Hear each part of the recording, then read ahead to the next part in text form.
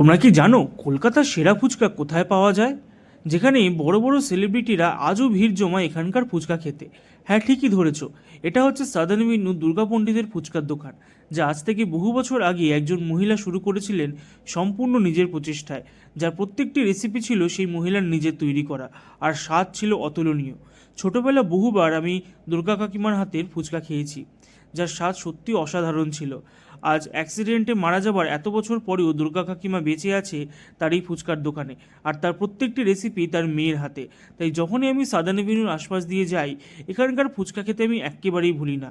8-10খানা ঝাল ফুচকা একটুখানি টক জল আর একটু মিষ্টি জল দিয়ে খাওয়ার পরে যেটা আমার চাই সেটা হচ্ছে এদের দই ফুচকা।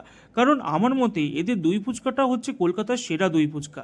কারণ এত সুন্দর আলু দিয়ে মাখা হয়, তার উপর এই তেঁতুলের চাটনি আর ঠান্ডা ঠান্ডা দই দিয়ে যখন এই দই ফুচকাটা সার্ভ করে, দেখতেও যেমন সুন্দর, খেতেও তেমনি অসাধারণ লাগে। আর ঝাল ঝাল ফুচকা খাওয়ার পরেও এই দই ফুচকাটা মুখে রাখলে জাস্ট অমৃতের মতন লাগে। তাই তোমরা যারা ফুচকা খেতে যাবে এখানে, তারা অবশ্যই এদের দই ফুচকাটাও ট্রাই করো।